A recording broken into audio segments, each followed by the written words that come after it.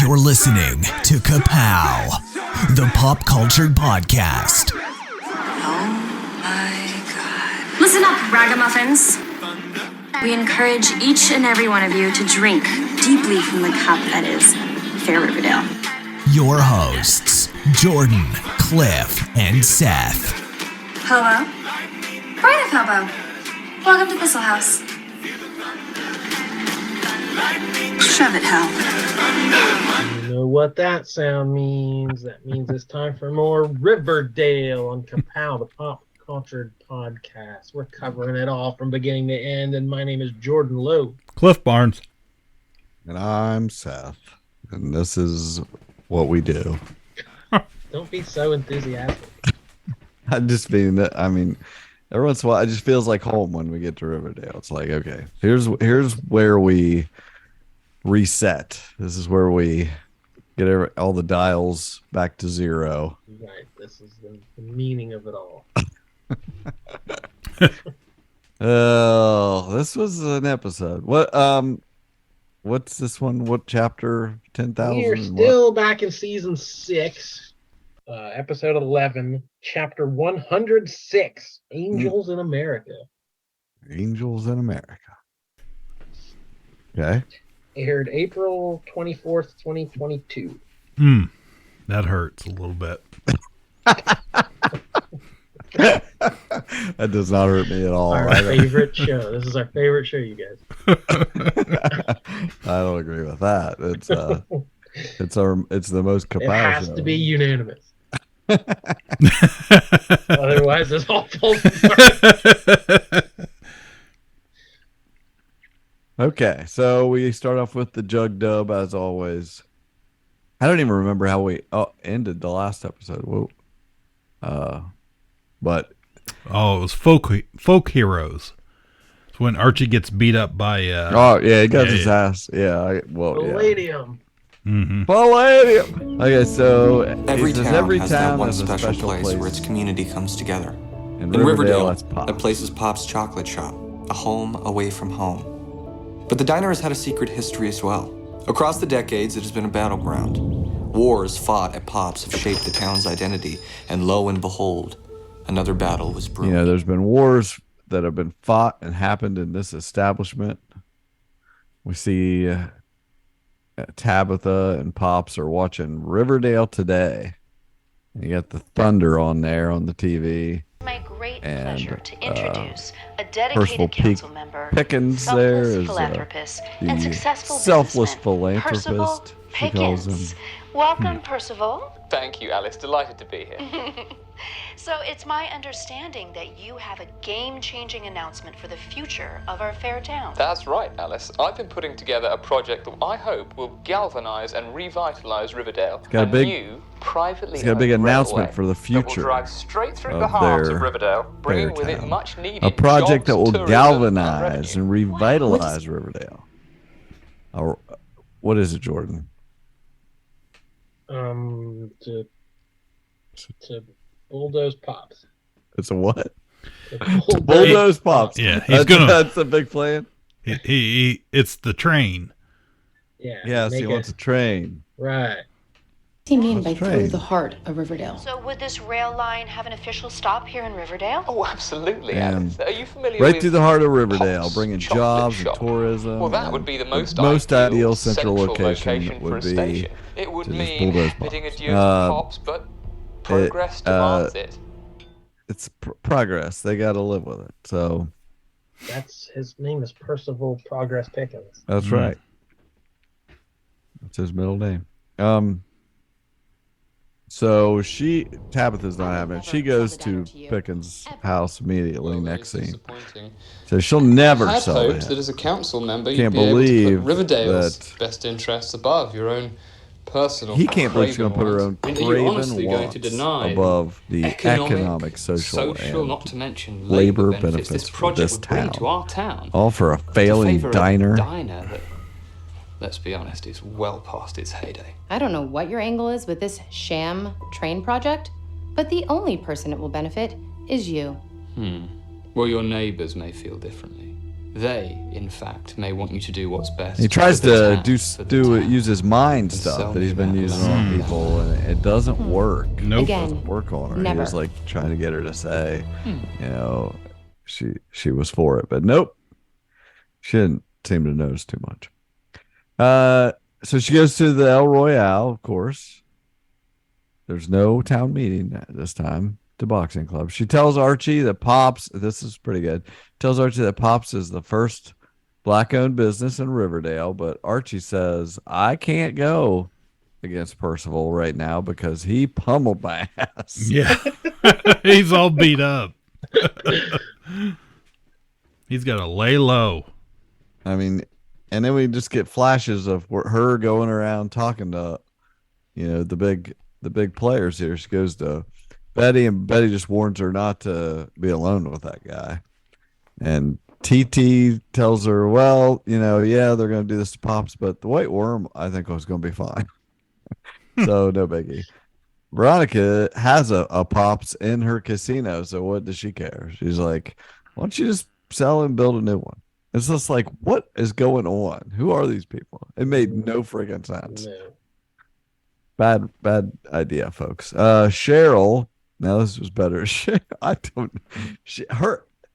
It was just such a step above all those other little scenes, and then they go to Cheryl, and she's like wearing some like negligee basically, and telling her, you know, she's still getting her powers together. She's got the room so cold. It is freezing. They all see their breath. Nana Rose is all bundled up in her wheelchair. She barely see one good eye sticking out. Dearest Tab. Though I've missed most of Percival's antics to date, I do agree he is a scourge on this town, as all Pickens men are. I will help you destroy him. Great. Just as soon as I learn to control certain skills I've been developing. I'm rather a work in progress, as they say. But I am getting there. I was like, that's better. That's what I'm looking for here. So, because she has that telekinesis or she's pyrokinesis. Pyro, right? She's yeah. burning. She's running. She's running a little hot. Barely wearing any clothes and has the air. You can't wear clothes when you're just going to burn them up. No, it's a great idea, genius idea. Kevin goes to tell Percival that Tabitha is trying to find help. That was kind of a throwaway scene. At the apartment, Tabitha considers that maybe the railroad might be okay. She doesn't know. She just doesn't seem right to her, but she kind of thinks something, and Jughead answers her what she's thinking, and she's like, you're busted. You know, what is going on? So he has to explain to her what is going on, that ever since, you know, Archie's blew up his bedroom, everybody's got powers. Archie's invulnerable except to kryptonite palladium. Cheryl is a fire starter. Betty sees he auras. He can read thoughts. Betty's got auras, yeah, and Percival can control people's minds. So he notes that Percival must not have been able to make her do what he wanted, or he would be doing that. So he suggests declaring Pops a historical landmark, like he did at the drive-in. So they couldn't get rid of the drive-in back in the day. Season 1 stuff right there. Yeah, I forgot he lived there. Yeah. So, who do we take this up with? Well, you would have to see Governor Mooney or something. I don't know what. Under the purview of the Rockland County Historical Society. Boom. Why do you know this? It was on one of the papers or something. I saw it. So, guys, we got it. We have a county in New York. We have the location of Riverdale to a T. This is a real place. County. This is a real place, Rockland County. It is the southernmost county on the west side of the Hudson River in New York. Actually, that kind of tracks. Okay, so check out this geography. It is just north of New York City, which makes Okay. sense. They jaunt over to see Katie Keene, and Veronica goes to the big city all the time, so it's just north of the city. It is just west of Stamford and New Haven, Connecticut, which is the type like the Greendale, the New England sort of area. So it's right next to that. And I kid you not, at the very top of the county, I swear to you, is the home to Bear Mountain State Park. There it is. So you go north, you run into the bears. Fight a bear. So we have the exact location of Riverdale. It only took six seasons, 106 episodes. Got it. We got down to the right state a few weeks ago, but we knew it was New York. This is as good as it gets. This and is now you we've can't got get closer. Rockland County. At least we Perfect got the payoff. Like I remember years ago trying to figure this out. Where is Riverdale? What state is it in? We thought it was in Athens. Is it was near Athens, just up the road. Yeah, we put our money on Ohio. We were way off. Yeah. At least we finally found out. It's all worth it. Do we stop now? Was that the whole point of this show? I've been waiting to table 2022 for that revelation, and it was worth it. Oh my gosh. Pops brings us out a shoebox with a bunch of old pictures and stuff, which I really wish he would have used a pancake box. But he got all the keepsakes and pictures, and there's one with the president in the past. Was this Eisenhower, or was that Eisenhower? I can't remember if it was Eisenhower I think or so. Roosevelt. No, it wasn't Roosevelt. I think it was Eisenhower. And then there's one where they were doing polio vaccinations at the chocolate shop where you do it. And they found a copy of the Green Book. Mm-hmm. Pops, they had the Green Book. What was it? Like the Negro Motorists. I didn't watch Green Book. But isn't. Yeah, it's a guide to safe places to stop, right? To hotels and restaurants. Okay. That you could travel to back then. Yeah, in this, go ahead. I'm sorry. I was just going to say the original author. It was called the Green Book because his last name was Green, or the publisher or something. So I got you. And it's green, so they went and made it green. Yeah. And right there in the ad inside or whatever, it's got the chocolate shop address, 99 Thistlebrook Lane, Riverdale, New York. I'm like, man, we're clicking on all cylinders here.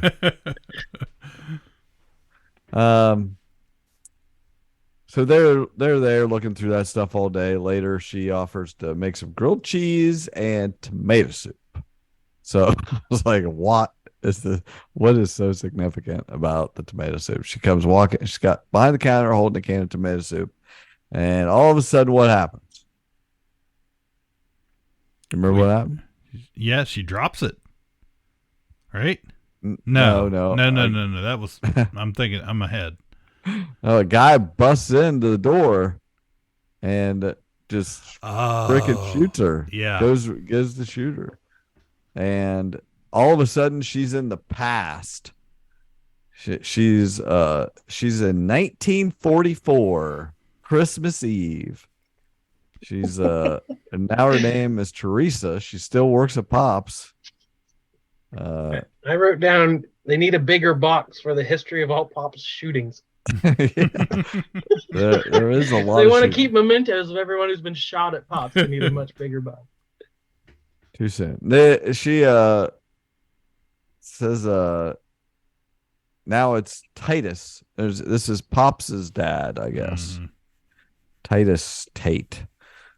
So she travels to the past, and somebody lays down the Riverdale Register that says that date, and Titus Tate's excited because they got the new Green Book in, and Jughead's there.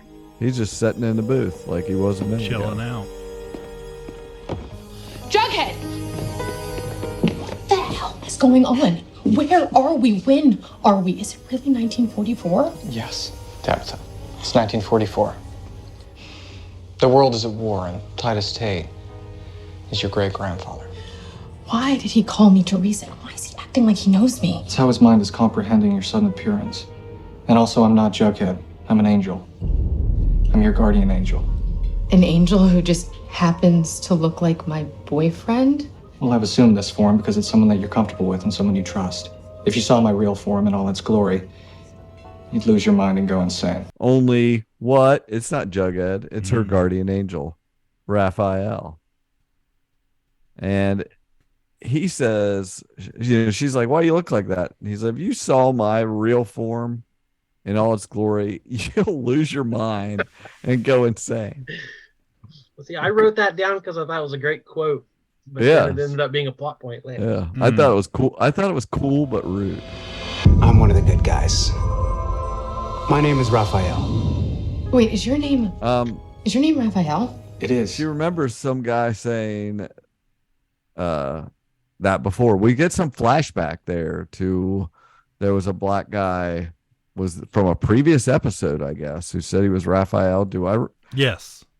Yeah, I don't remember that at all, but they had a flashback, so that's proof enough for me. But now he looks like Jughead, so... Well, we couldn't get that actor back, apparently, so... Oh, okay. Okay, we'll go with that. The real Jughead is back in your time. By your bedside in the hospital. He explains that she actually is in the hospital in her own time. She did get shot. I remember Jughead and I were here researching the diner when some stranger came in with a gun. He shot me. Jughead raced you to the hospital. You're now on life support. If you're my guardian angel, where have you been? Which I don't know that tracks by the end of the episode. Yeah, I totally missed that part. I didn't catch that's what he says because they show Jughead in the past or in the future sitting by her. So how or why did getting shot catapult me to 1944? And how do I get back to the present? My present. I don't have all the answers. Only the Almighty does. Well, why don't you read this? He tells her to read this book, and he gives her an entire book to read on time travel. It's The Enigma of Time Travel by somebody. I can't remember. But so she reads it and says, she goes, oh, it says here I'm chronokinetic. He's like, yeah, so you're a time traveler. Okay. Solve that, TT, we have another TT. Yeah. She's also a time traveler. Oh, time traveler. That's good. Hoping to put right what once went wrong. Yes. So she's a time traveler, and the shock of getting shot made her use her power, just like the bomb under Archie's bed made, them use their power. So now she needs a totem, he says, to be able to return to her time. It has to be symbolic, mystic, or of religious value. So Raphael tells her to just focus on why you're here. And she's like, you could just tell me. But he's like, nah. Titus wants to get ready because they're going to go to the council meeting because there's Riverdale's looking to become a sundown town.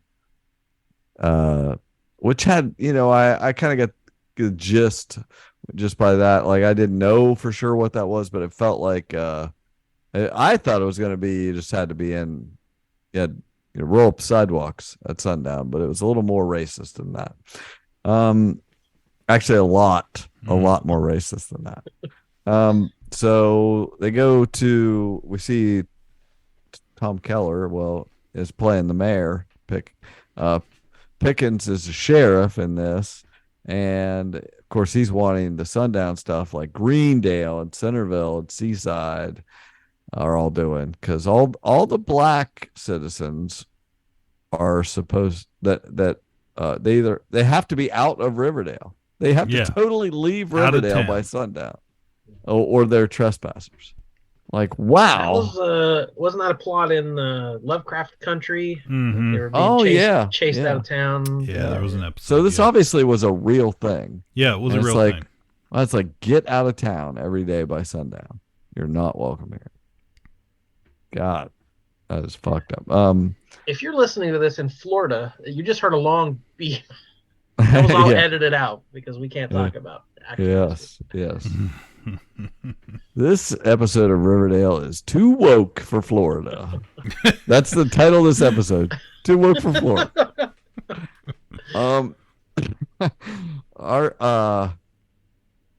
At that meeting, that sounds like a Beastie Boys track. Too woke for. Yeah. Artie stands up at this meeting. Artie is the Cliff, there was a time you would make that song. Yeah. You would put in the effort. There was a time. He sang it for you there. Yeah. You got it already. Yeah. Artie stands up. He's the fire chief. Fire Chief Andrews. Artie Andrews. He didn't fight in a war for this kind of stuff to happen. He didn't fight a bear for this. That's right. See, even someone as dumb as Archie knows right and wrong. Right. That's good. That's there gives me hope for America. Yeah. So this you can be as dumb as Archie and still. We might be as dumb as Archie, but we'll figure it out. Right. 1940s TT is Tracy. Tracy comes in, and Fangs is Flynn. And baby Annie. Yeah. Instead of baby Anthony. They bang on the door of Pops because their car ran out of gas in Centerville. So they were going to be stuck in there after dark. So they had to flee through the woods. And now they ended up coming all the way to the Dale. And they saw this address in the Green Book. So it seemed like a safe place. It's still Christmas Eve. Then their sirens come on, and Mr. Chickens comes and he says, we're not here for milkshakes. You are harboring criminals. Him and Kev. Kev's got his pants tucked into his boots. He's looking a little Barney Fife. Yeah. I was waiting for his bullet out. They need a warrant. She knows her rights. She's been watching her TikTok videos. Me too. Yeah, she knows what you gotta, your rights. So she says, you gotta have a warrant. So they call in for a warrant. They're gonna stay there. Well, baby Annie is asthmatic, and their medicine's in the car in Greendale or something, so they can't be running through the woods. They got to stay here. Titus says they need a Christmas miracle. Well, who does Christmas miracles? Angels. Angels do. So she asked Raphael Jug if she would really go insane if she saw him. He says, yes, your eyes would start to bleed and your mind would snap it too. I just like how blatantly yes, it'll be the worst thing that ever happened. So she said, well, go out there and show yourself to the sheriff. So he goes outside. We get the view from inside of Pops. There's this huge glow outside. Like the whole world is engulfed in his glory.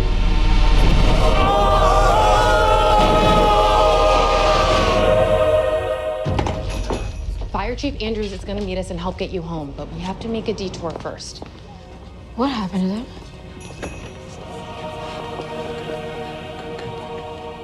Come on, let's keep moving. Titus will call and have them picked up. So somebody opened the Holy Grail, or somebody opened the Ark of the Covenant. Yeah. The Holy Grail comes later. Yeah, I'm ahead of myself with my relics. You chose. So when they go outside, Pickens' eyes are bleeding black. Mm-hmm. Kevin's having a seizure. He's in the fetal position. Up. Yeah. He's in the baby Anthony position.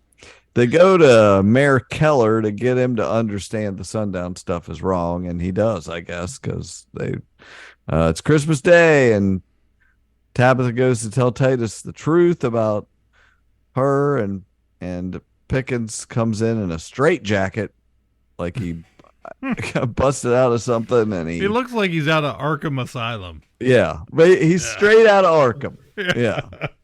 And he comes in with a gun and you won't stop me. And he shoots at her again in the same spot. I don't know whether she was holding, I wasn't looking for her holding tomato stuff, but I'm guessing she was holding some tomato product.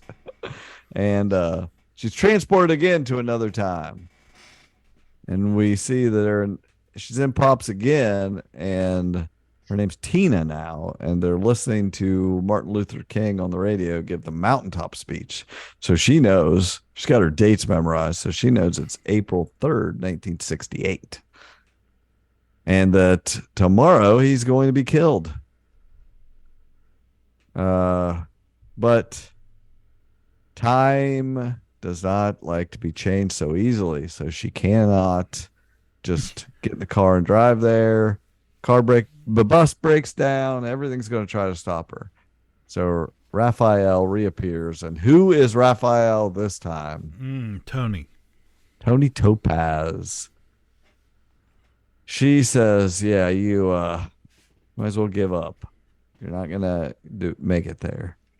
So she's going to try the 1950s FBI office that Percival works at, and Kevin works there also. And he's got a big stash this time. Kevin's wearing a big old stash. Yeah. Yeah, Titi tells her you can't change this, but maybe she could find her a talisman. It was a totem last time. It's a talisman this time. But the next night, they hear Robert Kennedy announce on the radio that Martin Luther King got shot, and Pops drops his tray because Pops is there now, but he's young. Right. And it's the same actor we've seen play the younger version before. There's Black Panthers in there and a lot of citizens, hanging out. This is a safe spot to be in these times of trouble.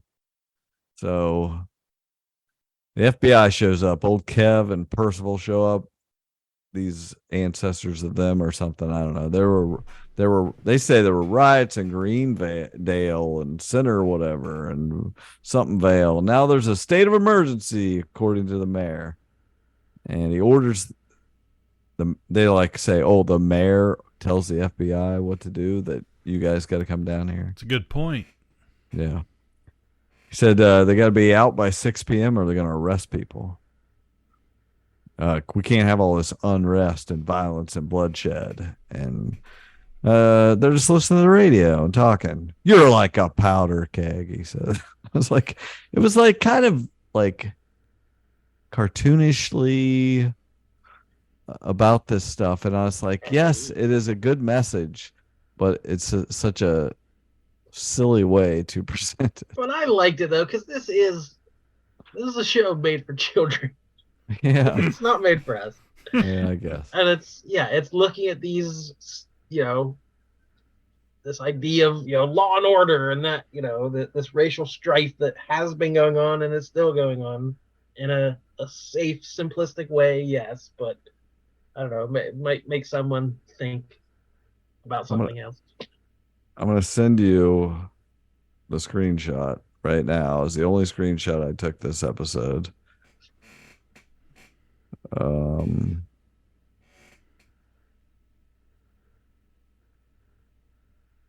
Here it is. Sorry everybody, but this is worth it. They come back in and some guy in a leather jacket said, "What'd that piggy want?" And that just, I busted out laughing. Like, that caught me so sideways. I did not catch that guy's name, but I'd like to know. Was he a serpent? I thought he had serpent. Yeah, he had a jacket on. Yeah. He looked Native American, but I was like, he's like, "What'd that piggy want?" I was like, that's really weird. That's what I want in Riverdale. Just really weird stuff like that. It was Pierce was the name of the Pickens guy. She's got an idea, so she Tabitha calls Director Hoover because she knows history, and she says she knows all about his secret files, and if he doesn't want her to say anything to the president, then he's gonna have to muzzle Perry Pierce. Simpler times. Yeah. You can just pick up the phone and blackmail the head of the FBI. She does say that she got transferred like 10 times before she got to him. Yeah. But if she got to him, she can get to the president. So he understands. So Hoover calls Pierce and says the whole thing's called off, and also you're fired. Tabitha listens to some music, and they're all in there crying about Martin Luther King, and with all the people or supporting each other. Pierce drives by. That was a good scene. It was a nice scene. Done. And Pierce Pierce Pickens was driving by, and one of those like, just keep driving, fella. We won this time, and he does. Right. Then they do like a tomato soup can thing again. What she got? She had ketchup. Yeah, so she got ketchup this time and almost gets shot. No, there's a bomb. That's what it was. There's a bomb. There's a bomb in a bomb in the cabinet. So she throws it in the trash can outside and stands there and waits to get blown up like Archie. So now she's Tessa. And it's a little later. This is in 1999. It's now she is some white supremacists, they think, painted an 88 on Pops. I didn't know 88 was a white supremacist thing. So is this when to make Pops look younger, they just put a hat on him? Yes. He has a ball cap on. It says Pops. I love Y2K Pops. Yeah. fellow children. Yes. Exactly. He hops on a skateboard. She finds a baseball card laying on the ground of Ambrose the Rocket Pips. Is this something we've seen before or anything? I wish. It was so out of the. I don't know. It's signed. It's a signed card. So specific. So unrelated to anything and so pointless. Ambrose the Rocket Pips. Signed card. Gotta be worth something. It's just laying there in the dirt. So we find out that Brian Talbot did this. There's some white kid in the booth. Sheriff Keller says this kid did it, but he doesn't even seem to remember it. So he doesn't know what's going on. Well, she does. So she goes and talks to the kid and says, "Hey, is this your baseball card?" And he's like, "Yeah, I just got it at the Curiosity Shop for a sweet deal. All I had to do was wait. I don't remember. I think we know what you had to do. Pay an 88. The shop owner's name was Paul Prince, maybe. So she goes to the Curiosity Shop. She's got holding a newspaper up, hiding her face, and you see Raphael show up, and this time it's old Black Betty herself. Pickens closes up the shop. Betty gives her a bobby pin to go break in, which was a nice touch, and she's going to wait outside. She goes in there, takes a bunch of pictures of stuff, I guess, just to show Betty. And there's old cameras, candelabras, other pictures of Percival in like uniforms and stuff. So the Spear of Destiny. Yeah, spear. No, it's the Spear of Vaginas or something. It's like Longinus. Longinus. Yeah. That is the Roman soldier. So they find out that Percival is jumping through time also, maybe. And so again, I thought that was just goofy Easter eggs, like that was just in the background. That was a Riverdale thing. It's like, oh no, that's going to have more meaning. Great. Yeah. So Raphael says there's some people whose hearts are so cold that burn down villages just for the warmth. We're not sure if this guy's being reincarnated, an immortal time traveler, or a demon, but Betty Raphael recognizes the picture of the spear of Longinus. It's the one said to pierce the side of Jesus, the crucifixion. Could not be a more important spear. One of the most powerful objects in history. And then there was a picture of the Holy Grail, also, of course, happened to be there. And maybe that's the needle in the haystack she can use as her totem or talisman. Betty says, go get the Grail, and then we'll deal with him. He shows up dressed in the Civil War outfit, swings his sword at her. She grabs... Why is he in a Civil War outfit? Because he's going to get in a sword fight. That's where his sword was hooked to. Yeah. So she gets the spear of vaginas and starts fighting with him, and they're swinging it all around. And he says, my names are Legion. She blows out the candles, and it's somebody says they're the Dark One. It flashes this ugly version of him. Yeah, that threw me off. I was like, what is happening? Now Just this one flash of him is like a demon or something. Never again. Yeah. And they have this big sword fight. She says, of course, in college, she might as well have said, they've never mentioned this on the show before, but I was on the varsity fencing team. Sure is useful. Yeah. Right at this moment. And the debate team, by the way, she throws at it. My favorite philosophical argument was, if you could go back in time to kill Hitler, would you? And I always said yes, and she stabbed him. And I got to tell you, that was a great line. I like that too. That was a great line to say. Hey, she brings up that trope and says, I always said yes, and then stabs him. But now it's just his uniform. She just stabs his uniform in the wall. It's gone. Because he did the same thing she's been doing. Right before he died, poof, he's gone. So back at the diner,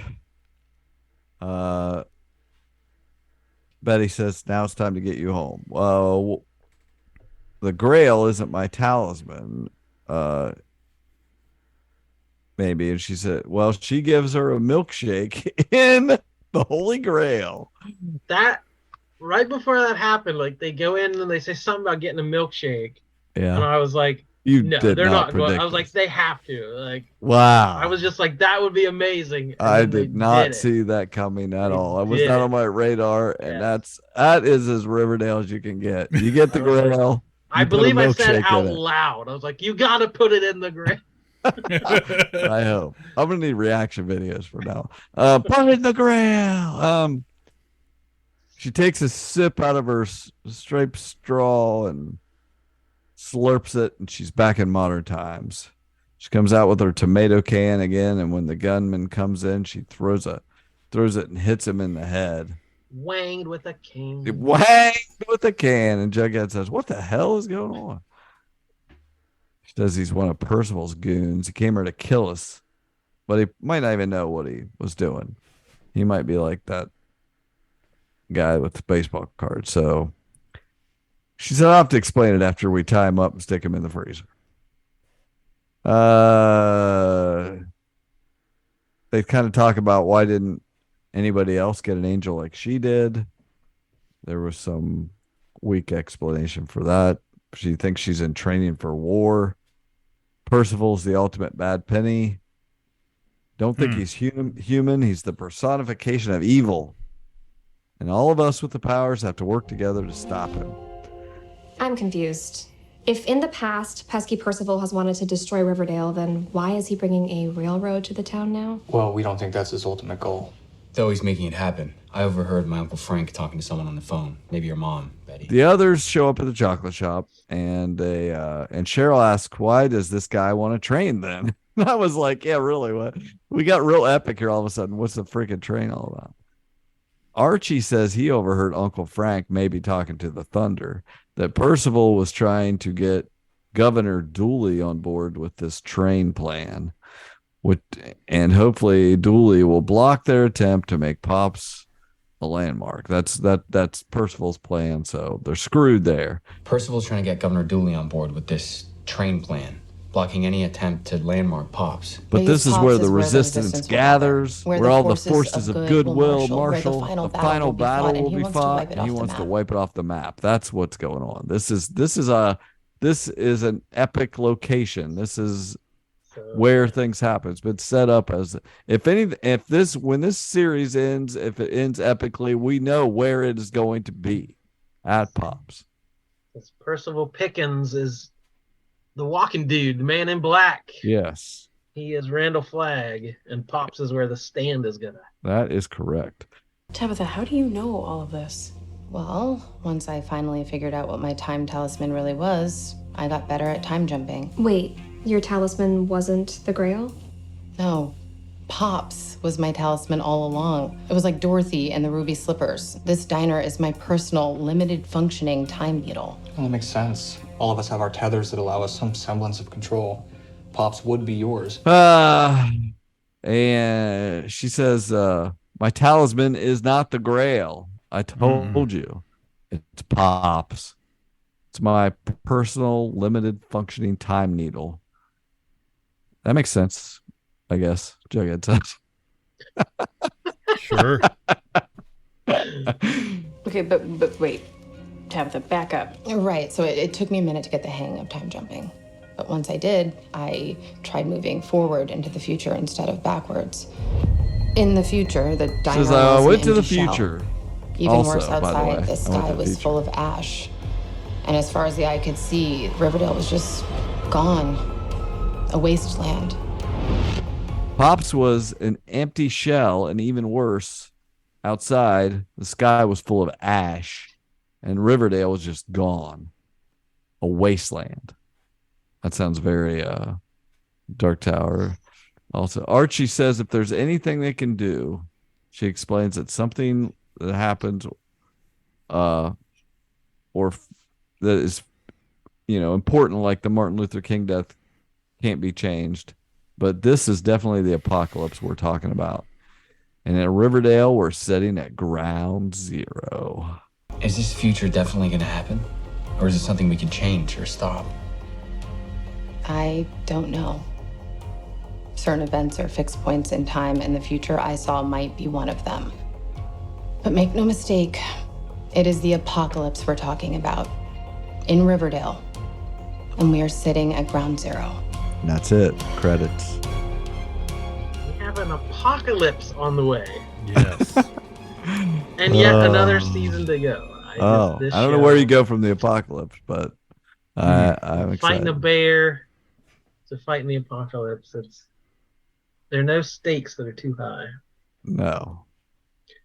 Actually, I had written down a quote from earlier. I don't know what part of the episode, but Tabitha says, "This makes a twisted kind of sense." I'm like, there's another perfect. It's like Veronica saying, actually, that kind of tracks. I think Tabitha saying, this makes a twisted kind of sense. Yeah. Could be applied broadly. Yes. True. Not Twilight Twist. Yeah. Wasn't my favorite episode, but there was some stuff. Moved the story forward. Yeah. So yeah. And a good spotlight for Tabitha. She deserves screen time. Yeah, she's a integral character now and deserves it. So I'm glad to see it. I like her. Curious to see what happens next. We're gonna have a big fight at the Pops at some point. I hope somebody's singing on the roof while it's happening. That would be epic. Let's all grab our Grail, drink up. Yeah, it's gonna get crazy. Yeah. Only a few more to go. We're counting them down. We hope you'll stick with us all the way to the bitter end. This has been Riverdale, and I have been Jordan Lowe. Close bars. I'm trying to up the epicness too. Yeah. Oh, well, you can't get any more epic than goodbye forever. If you heard goodbye forever, you'd lose your mind and go insane. Your eyes would bleed and your brain would snap into it. Ka-Pow, the pop cultured podcast, is intended for entertainment and information purposes only. Sounds, music, and clips played during the podcast are property of copyright holders. All original content is property of www.udownwithkpp.com. If you enjoyed this podcast, please subscribe and leave a comment. Ka-Pow, the Pop Cultured Podcast, can be found on Apple Podcasts, Google Podcasts, Podbean, Spotify, and wherever podcasts can be found. You can connect with us through social media on Facebook, YouTube, at the Ka-Pow Podcast on Twitter, or email the show, Ka-Pow, the Pop Cultured Podcast, at gmail.com. If you really want to go the extra mile, join our Patreon at patreon.com/udownwithkpp for special content and access to Patreon-only benefits. We are grateful for anyone who chooses to contribute, but please know that most of our content will remain free. So please continue to like, comment, and share.